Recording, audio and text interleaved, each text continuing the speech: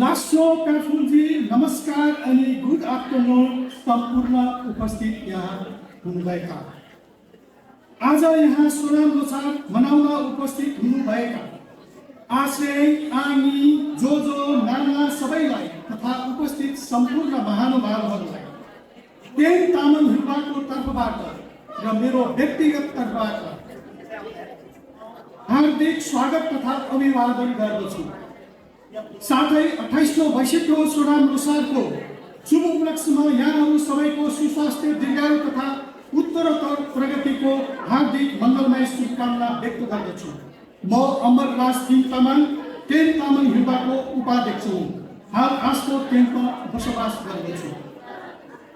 हाम्रो पुर्खाले मनाउँदै आएको प्रमुख चाड सोनाम लोछारलाई मनाउनको लागि हामी तामाङ एकजुट भई युकेको केन क्षेत्रमा बसोबास गर्ने तामाङ समुदायले सहज र भरपूर्ण वातावरण तयार पारेको विश्वासको साथ केन तामाङ हिल्पाले यो चाडलाई निरन्तर रूपमा मनाउँदै आइरहेको छ। आउनुहोस् आज हामी सबै मिलेर यो चाडलाई हर्षोल्लासको साथ मनाऊँ। जय केन तामाङ हिल्पा। अब म यहाँ उपस्थित सबैलाई मैले तयार पारेको छोटो भिडियो प्रस्तुति हेर्न अनुरोध गर्दछु। धन्यवाद।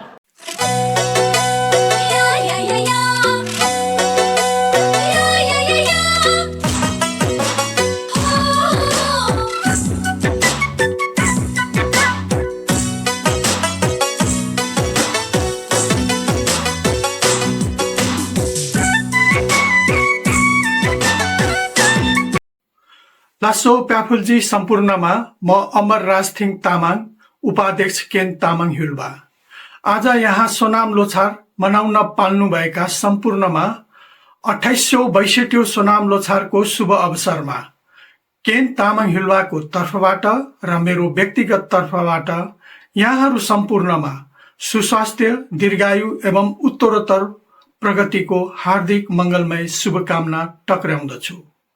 मैले एउटा सानो भिडियो प्रस्तुतिकरण तयार पारेको छु। हजुरहरू सबैले यो प्रस्तुतिकरणलाई ध्यानपूर्वक हेरिदिनु हुनेछ भन्ने मैले आशा राखेको छु। लासो थुक्ची छे।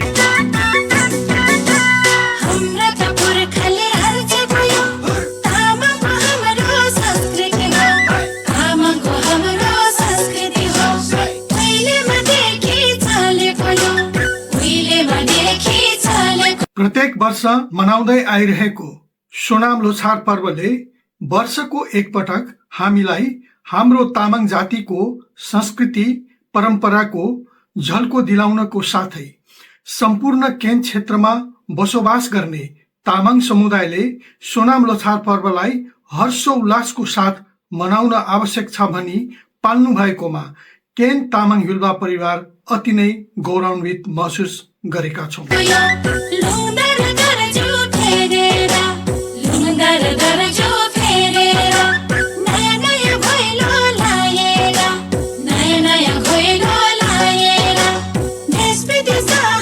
तिब्बत र नेपालको सीमा क्षेत्रमा भोट बर्मेली भाषा बोल्ने घोडा चढी योद्धाको रूपमा बसोबास गर्ने हाम्रा पुर्खाहरूले मनाउँदै आएको यो सोनाम लोछार चाडलाई हामीले पनि निरन्तर रूपमा संसारको जुनसुकै स्थानमा भए पनि मनाउँदै आइरहेकोमा अति नै गर्व लाग्दछ।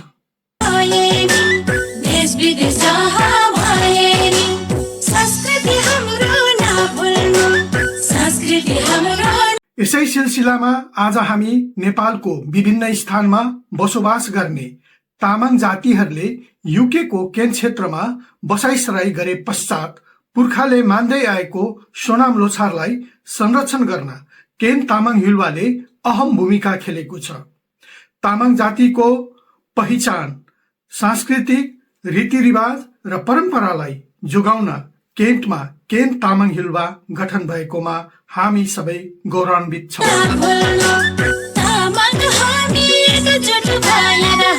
सोलुखुम्बु निवासी हाल केन्टको क्यान्टबरीमा बसोबास गर्नुहुने हाम्रा अग्रज श्री कीर्तिमान तामाङज्यूले तामाङ जाति जहाँ गए पनि तामाङको भाषा धर्म संस्कार संस्कृति र पहिचान आफूसँगै जाने भएको हुँदा यसलाई कहिले पनि बिर्सनु हुँदैन भन्नुहुन्छ। तपाई हामी तामाङहरू जहाँ गए तापनि तामाङको आफ्नो भाषा, धर्म, संस्कार, संस्कृति र तामाङको पहिचान ऊ आफूसँगै जाने भएको हुँदा तामाङहरू जहाँ गए तापनि आफ्नो धर्म, आफ्नो संस्कार, आफ्नो संस्कृति र आफ्नो पहिचानलाई कहिल्यै पनि बिर्सनु हुँदैन।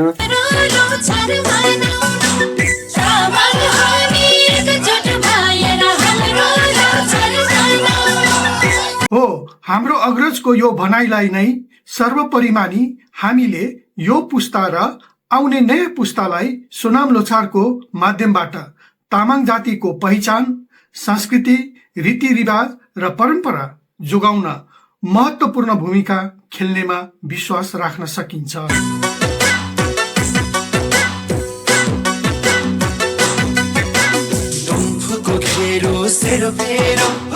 केन क्षेत्रमा बस्ने तामाङ समुदायले सुख दुःखमा एक आपसको साथ सहयोग चाहिन्छ भन्ने कुरा महसुस भएपछि केन तामाङ हिल्वा गठन गरिएको हो।